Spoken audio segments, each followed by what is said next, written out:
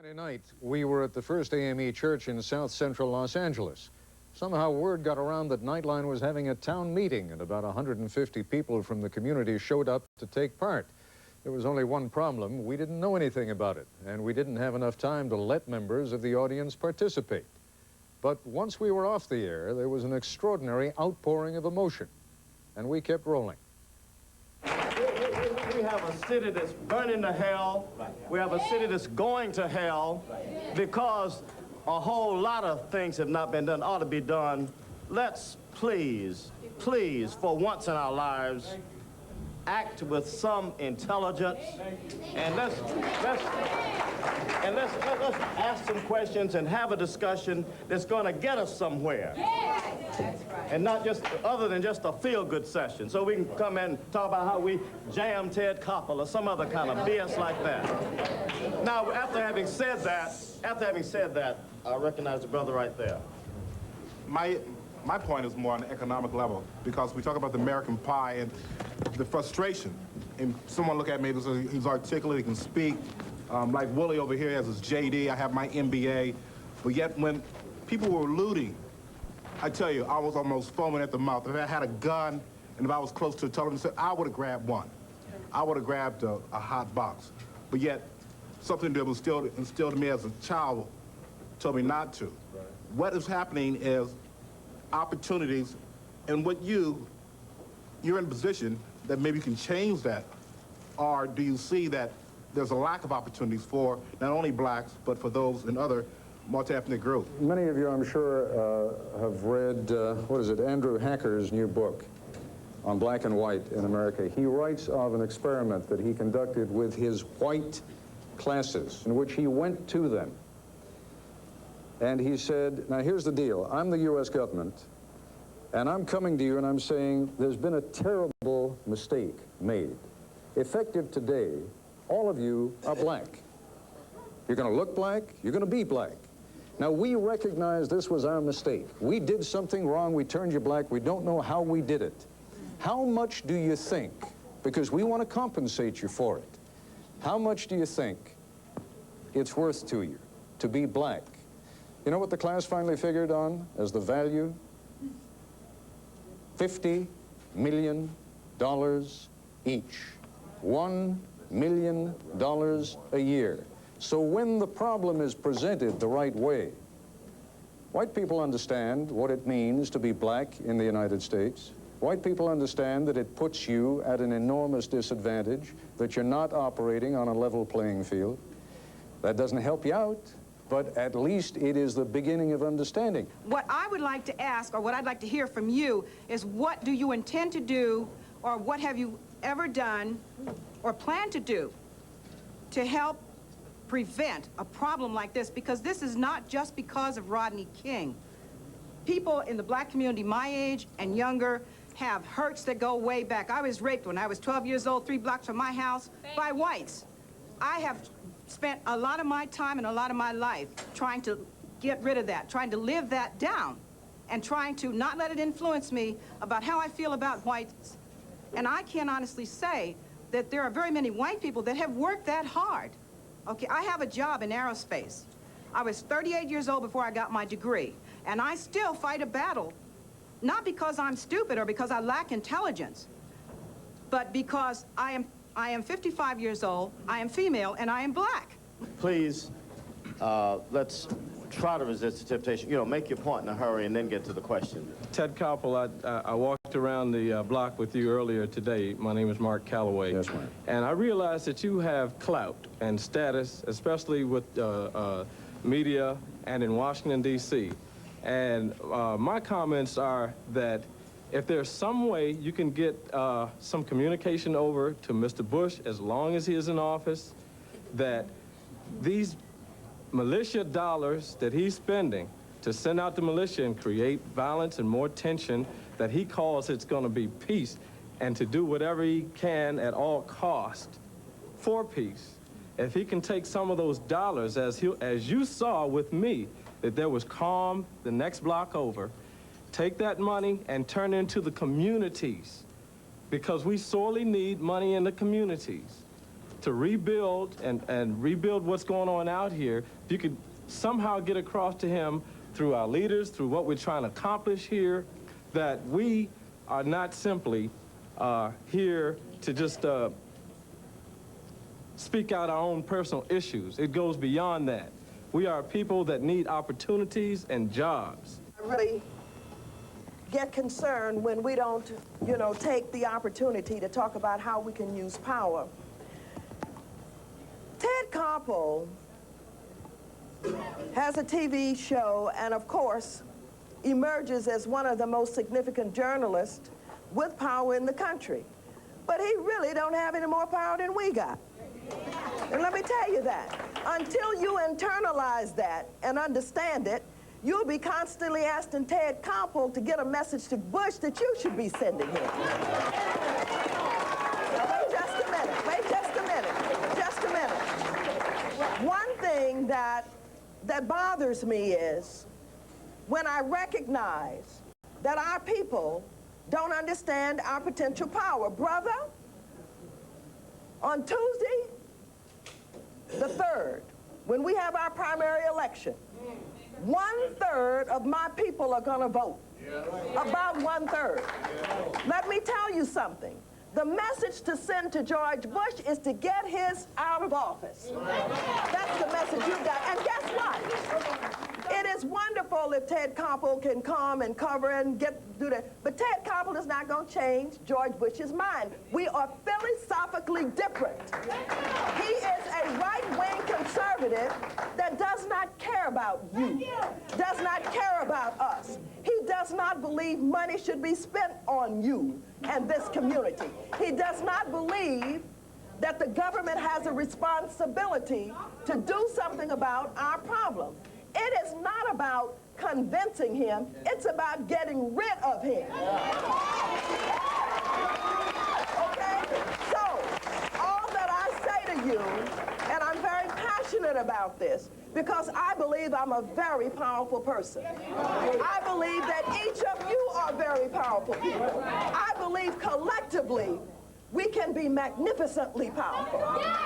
But don't ever let me hear you believe that any one white man in America is more powerful than you are, okay?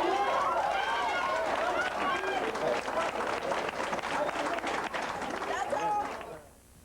When we come back, we go to the battlefield for a look through the eyes of gang members who live there, fight there, and often die there.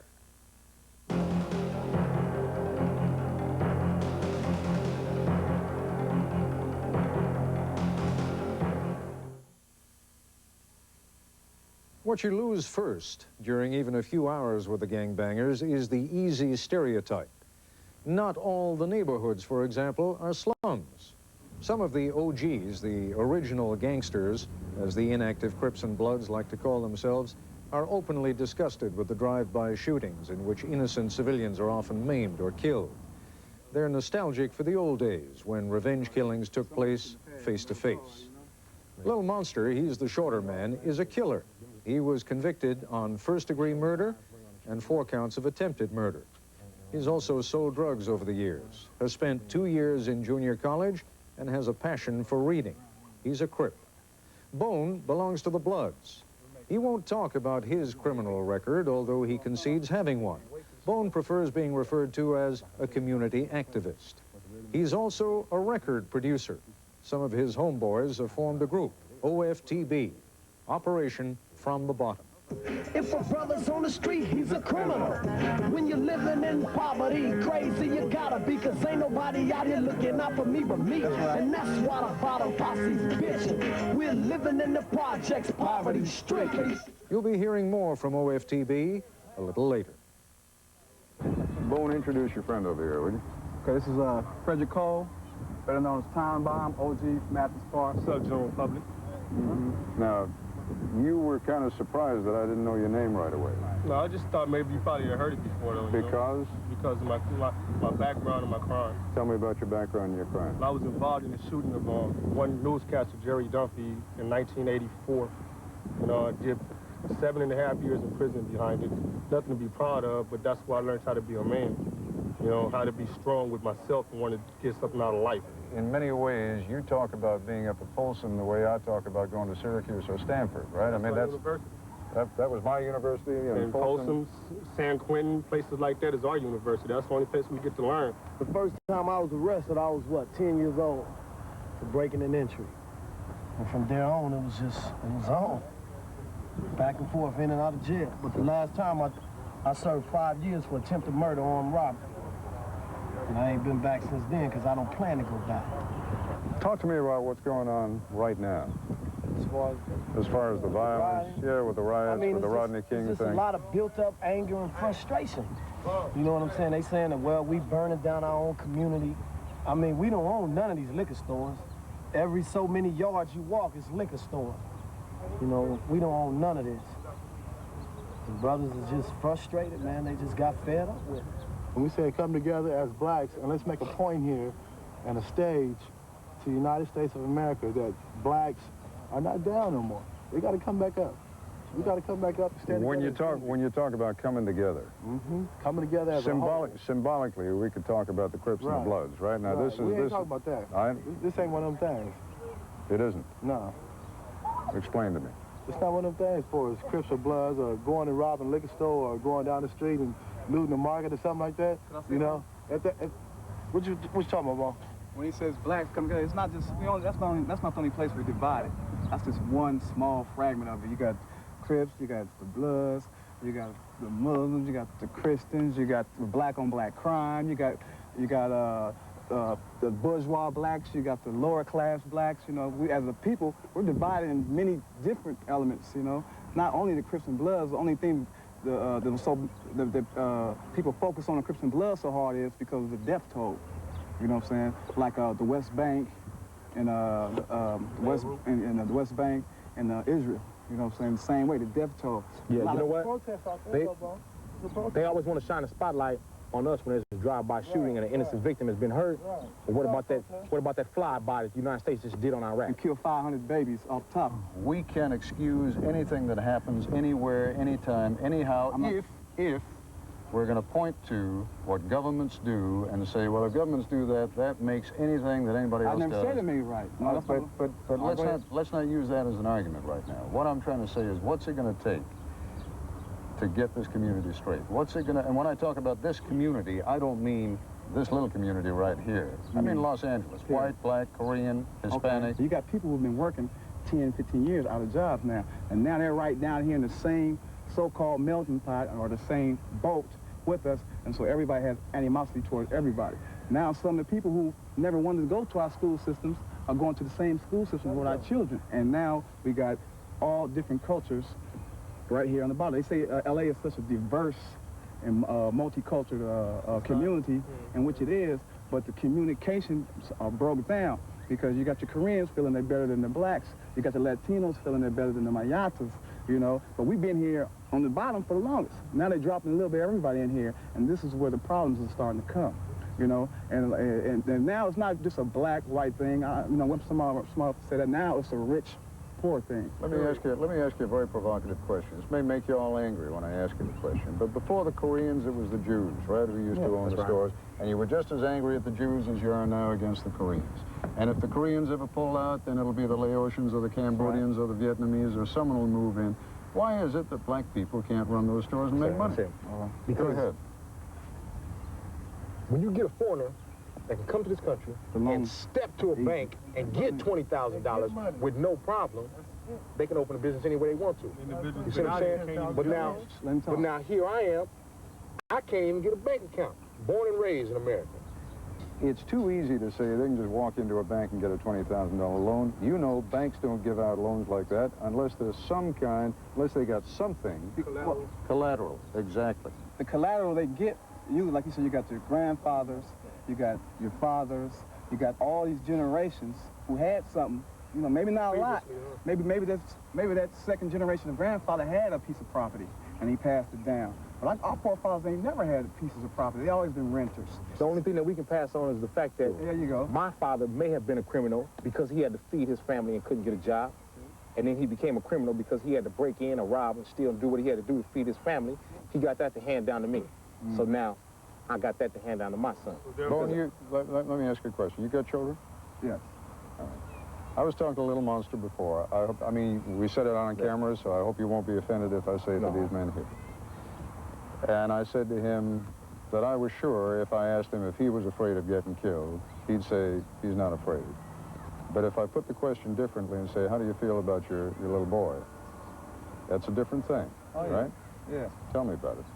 You know, that's my jewels. That's really all I got. You know, that's what brightens up my life. You know, their innocence, just their, you know, the way they feel about me. Of course, I mean, that's you all over any again. human being. You know, you can lose a child in a car accident, you're gonna feel the same way. You know, of course, I don't want my daughters. I got daughters, or I'm sure he doesn't want his son to walk into his footsteps. You know, I'm not trying to raise my sons or daughter as a bad gangster. Right. You know, they don't even know. All they know me by is daddy. Not Bone, not no gangster or nothing. They don't know none of that. When they look at me, they see daddy, the provider. You know what I'm saying? I love them, they love me back. So what is it that's going to change things for your little girl? First of all, my little girls don't even stay in this community. First of all, so that part is covered. Why? Why?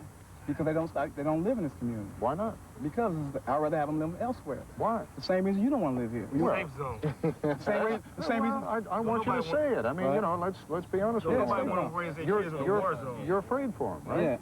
Yeah, I'm afraid not only for them, for anybody's kids. Not only just for my kids. If you can, do that, because this is such a common sight in our community. This is such a common sight of funeral procession. And those are Crips right there. Yeah, they are. 235. See, tell you now, you're in jeopardy right now. You don't even know it. One of them cars can easily pull up and say, oh, they're going to park boards right here. And they can come right here with an AK-47, and you are in jeopardy. Right now, you are in jeopardy. As you can see, a person right here throwing up signs. You see him throwing up signs? You see him throwing up signs at us? That's one of the reasons why I bring our kids around here. This is what he's talking about. I'm going to show you something else you didn't see. You see Freddie Cole gone.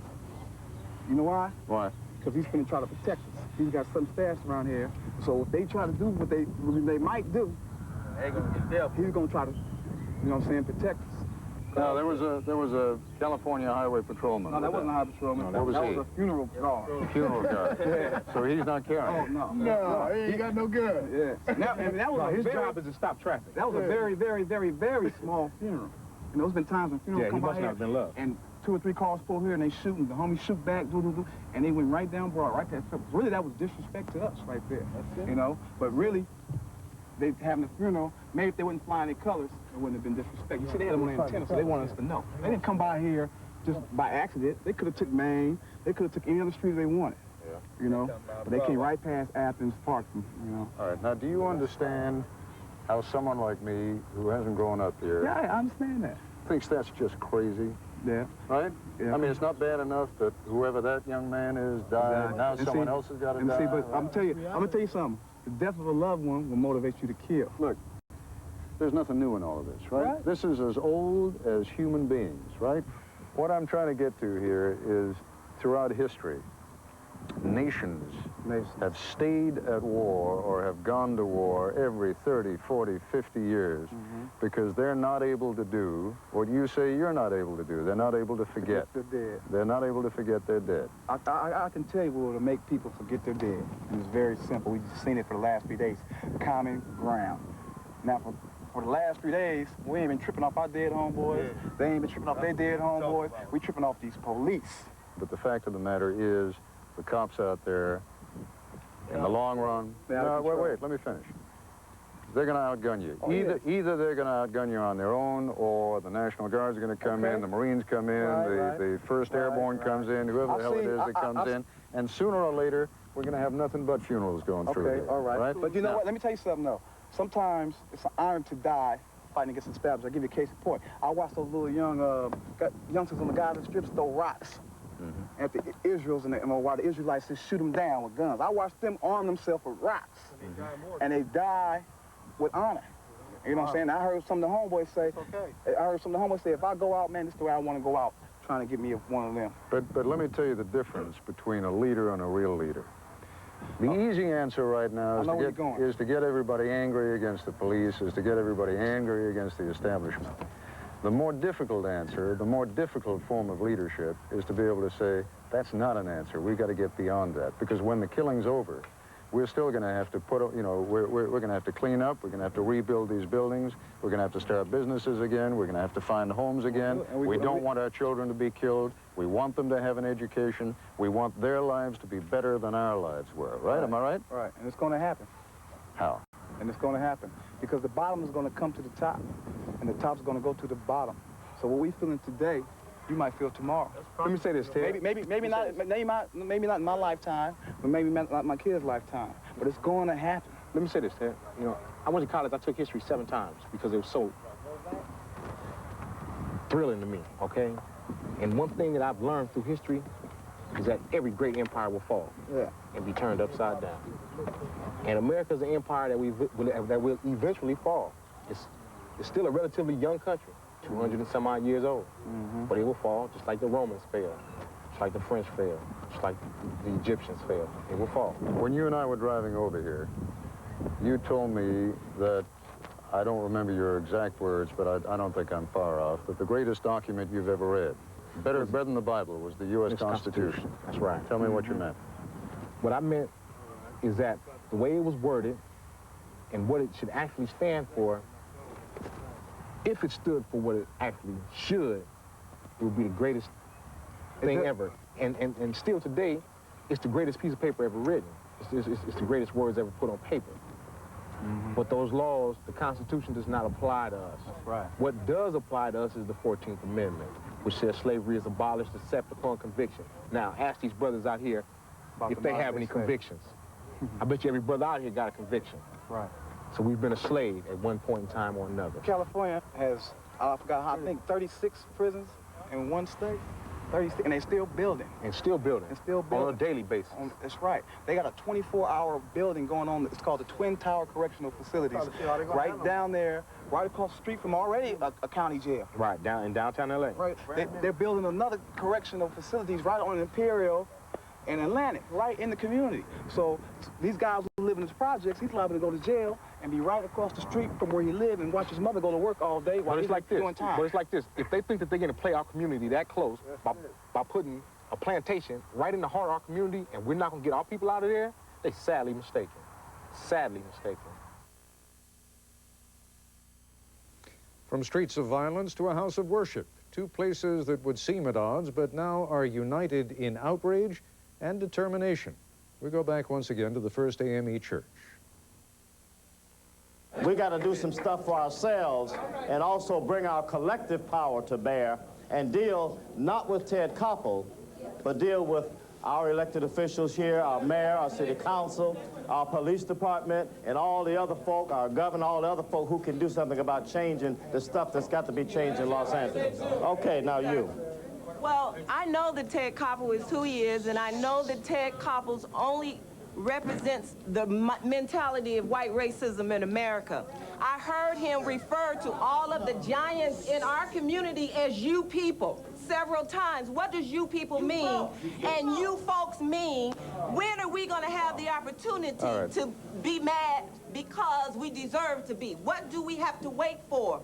We are upset, we are mad because we have seen our black men killed, we have seen our black men castrated, our children murdered and shot in the head. When do we have the right to be mad? When do you people have a right to be mad and vent anger? Ma'am, you have the right to be mad, you have the right to be angry, but let me with all respect, do you want an answer? Would you like an answer? May I give you an answer? If you could. I can understand if you think that every single white man, woman, and child in this country has a tinge of racism in them, but you've also got to believe that there are gradations. Some of us are worse than others, some of us are better than others, and if we're ever going to have a dialogue with one another, if we're ever going to reach our hands out to one another, you can't lump us all together any more than we can lump you all together. Yeah, in the green cap, the brother. Listen, my point is this, people. Maxine Waters is about to walk out the room because we are seeming so weak. And my appreciation is to you, Ted Koppel, but look, we are seeming so weak that we are asking Ted Koppel the questions. I was at my apartment building. The building next door to me was burning down. I called the fire department. They said, put it out your damn self. We have to put this fire out our damn selves. We cannot rely on the white man to give us answers. All respect to you, but we cannot rely on him. The answer lies with us, within this community. We've been giving our own food out to our own people because our grocery stores are down. We cannot go out to Culver City because all the white people are in those grocery stores. We've got to do it for ourselves. And we have to ask these black leaders. We have to give them ideas so they can take it to the world. Right. They don't have all the ideas in the world. They're coming to us. We have to think. We cannot just ask somebody else to think for us. We have to start thinking for ourselves, telling them what we think so they can take it to the world. That's right. Thank you. Yes, you have Brother, you want to say it's weak, you lay it on you. I done heard about weak brothers. I see somebody over 5, he's not a weak brother. If he's surviving, he's here. That's now, right. as for my statement, I'd like to know how you seem to think that we can achieve some type of parity between my interface and your interface. I'd like to know how we could get that established if, in fact, we're looking at a situation where you have cause and effect, and I see for cause 1% shown about Rodney King and our dilemma, but I see 99% relating to effect, and that would be the riot. I see narrators and news people telling us that there will be a riot coming on. I turn on a riot. Then I see them for 20, 30-some hours say, look at that. There goes people carrying a sofa, a television, irregardless. My point is, you're talking about slanted. If we do not alleviate the cause, then you're going to always have the effect. We lived in Beverly Hills. You better believe it. We wouldn't be burning our houses, but there's nothing to burn out there. If you burn one store in a neighborhood and you got to go out of the neighborhood to shop, you're shot already. You, and the sister there. I'm a business owner in this community. I employ over 500 people a year, and I have to struggle every Friday to make my payroll. But I make it, and I've made it for the last 9 years without one bank loan or anything like that. I'll employ 5,000 people if I could. I would, and I'd struggle to make that payroll every Friday. I don't cry to anyone. In 1987, the police stopped me and my children and pulled me out of my car and laid me down on the ground. And I didn't scream and yell. I don't know what the statute of limitations is on civil rights and human rights in this state or in this country, but I do believe that I can do it, and I think that this community can do it. What we need to start to teach each other is how to do business. How to do business. We want economic empowerment. We have it in the midst of our community. Let's do that. Okay, sister, right there. I would like to say to America, and I would like to say, I was a former Marine, a corporal. I served my country proud from 1982 to 88.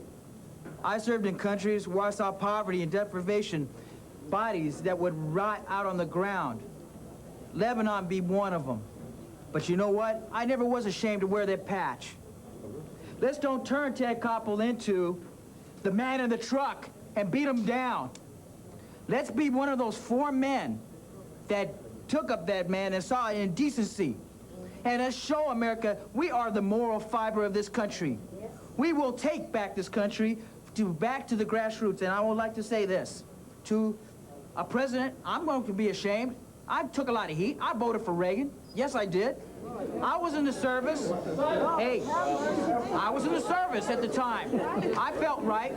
I voted for Bush. I felt right for myself. Listen, for what I'm saying, the one thing I will say, I'm going to be real to the point. One thing I'll say, I voted at 18 years old. I was a responsible. You don't ridicule a young black man at 18 voting. I at least voted. And one thing I will say, President Bush, I put you in office with my vote. Before we go to Russia and spend that money, before I go to Czechoslovakia and bail them out, I asked just for the opportunity to make a difference in this country as a young black man, and before my own black brothers ridicule me for voting for that man, I exercised my right where a lot of us didn't exercise right, and I voted and I served my country well. Thank you.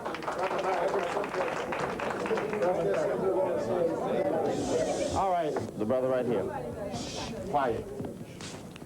I don't have a question. You ask why this is happening? Because my country, 'tis of thee, is a racist land of liberty. Land where my father died because he was chained and he was tied. From every mountainside injustice rings. No justice, no peace. First there was quiet, then there was a riot.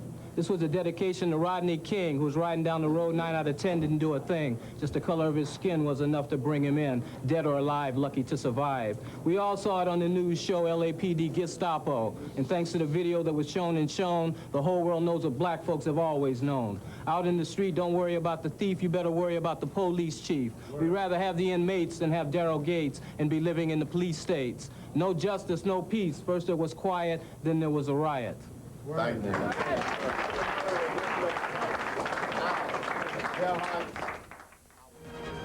This is 2020. Tonight, a revealing undercover investigation. Are black men being singled out by police, pulled over, even when they're doing nothing wrong? No matter how many degrees I get, no matter how many medical schools I go to, it'll always happen. They can be future doctors and Olympic stars, but many police still see them as suspects, drug dealers. They weren't in our case. 2020 rented expensive cars and put our own staffers, black and white, behind the wheel. The difference will disturb you. How you doing? How you doing, officer? One group was stopped, questioned, harassed time after time. Lynn Scher's investigation lets you see for yourself.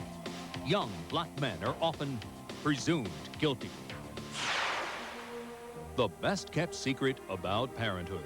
We used to be very physically close. It can drive you apart. I remember looking out the window and just feeling so bleak. I was so miserable and so sick inside. Romantic dinners are a thing of the past. So are those quiet, romantic nights. What about sex? The facts of life your mother never told you. 2020 will. I just didn't want to be touched. Can your marriage survive the reality of being a parent? John Stossel with a very frank report and some valuable advice for stressed out couples. Till kids do us part. There we go. Crazy. Plus, you may have thought he was crazy to run, but 19 million Americans voted for him. What will he do now? Would Ross Perot run again for president in 1996? An exclusive Barbara Walters interview. If Governor Clinton should offer you a cabinet position, any kind of position, would you take it? His first interview since his surprisingly strong showing in the presidential election. Ross Perot, the last word. Those stories tonight, November 6th, 1992, after this brief message. How do you react when you're on the road and you spot a police car? Most people get a knot in their stomach. Am I doing something wrong? Then a quick glance at the speedometer, and usually you're okay. But what if you're obeying the law and you're still pulled over? And what if that happened to you over and over again? Well, many African Americans say that scenario is a way of life for them, and that the Rodney King case finally made that clear. And just last night in Detroit, a black motorist died after a police beating. Tonight, a 2020 hidden camera investigation. Do police single out black drivers? Lynn Scher went to Los Angeles to look for answers. The protest that exploded after the Rodney King verdict last spring was not just from minorities. Many in Los Angeles, indeed many across the country, took up the cause. It's not a black thing! It's not a black thing! No, it's not a black thing! It's been a black thing for the last 300 years!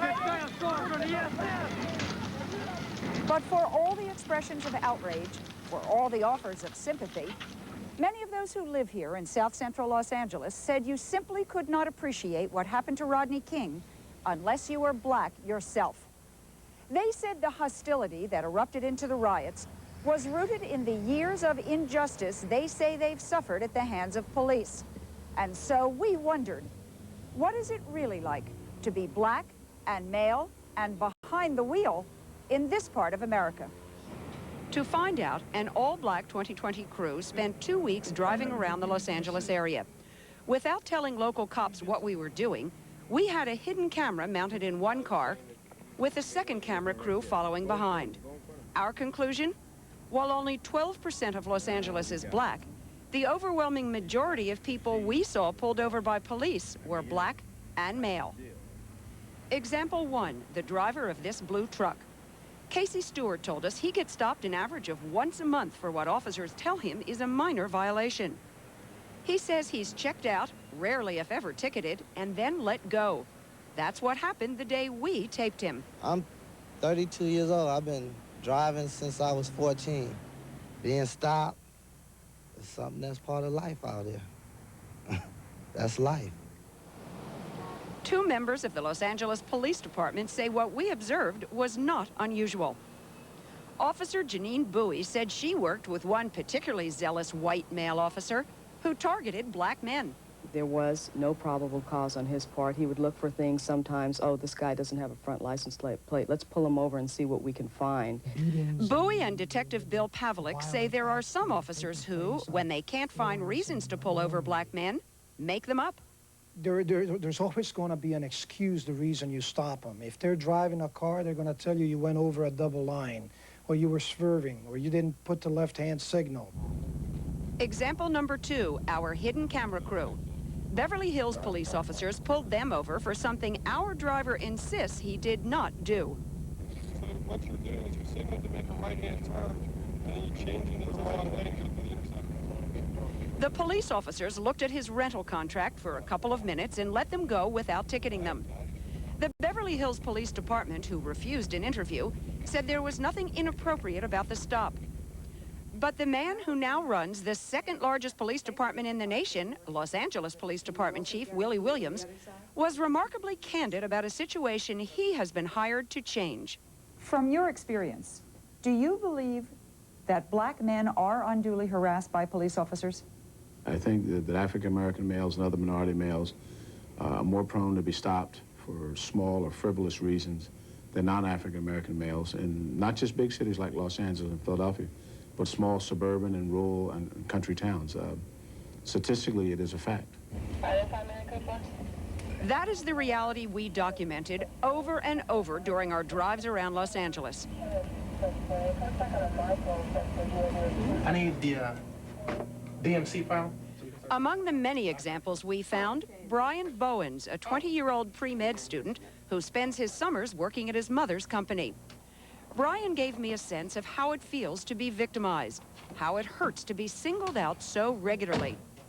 This is a young man who just loves driving his Jeep Cherokee, but who told me what takes the joy out of driving is the police. He is painfully aware that they may pull him over at any given time for no reason. It's dehumanizing in a way. It really saps your manhood. When you're pulled over, you're just helpless. You're a victim. How often do you get pulled over? I would say, if I drive regularly throughout LA, which I do, twice a month. Friday, 9:39 a.m. Police Watch is a Los Angeles-based organization that records complaints of police misconduct and advises individuals what they can do about it. To get in touch with me as soon as possible.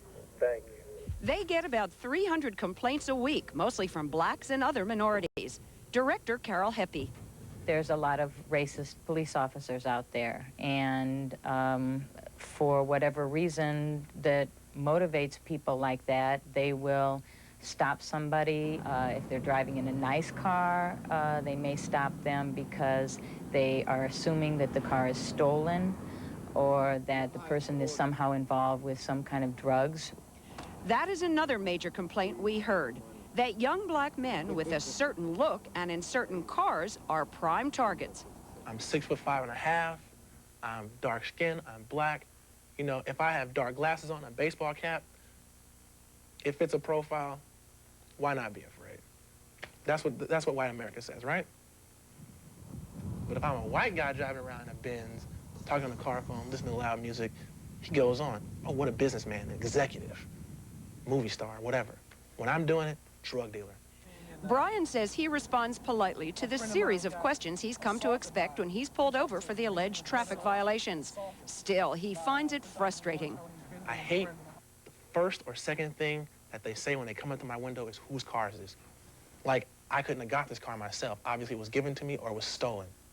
Sure enough, that is exactly what happened to our camera and sound man as they drove around Los Angeles in a Porsche.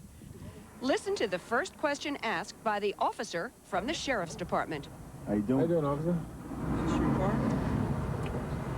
Yeah. Talking to you. Yeah. Is that the appropriate first question when you stop someone? Absolutely not. That question takes away your dignity as a man. When you stop someone, as long as it's for a traffic violation or a non-felony car stop, you explain to them why you stopped them. Carol Heppy says questions without reasonable suspicion are typical and are civil rights violations. But often the harassment doesn't end there. But often these men are asked to exit their car. They are asked to lie on the pavement.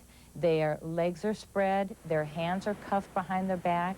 It is routine that black men's cars, the trunks are searched. In fairness, police officers can use such precautionary measures at their discretion if they have reasonable suspicion, suspect potential danger, or are provoked. But we watched while these 4 young men were handcuffed and questioned for more than 20 minutes while their vehicle was searched twice. They were released without being ticketed, and the LAPD has no record of why they were stopped. And in the neighboring community of El Segundo, a mostly white area, the local police stopped this man, Yusef Hill, and several other blacks as they were leaving a black nightclub.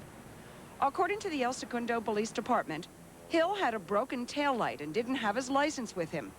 So they proceeded to search for weapons, but they let him go without a ticket. Hill told us the police never asked for his driver's license and never even checked if he was drunk.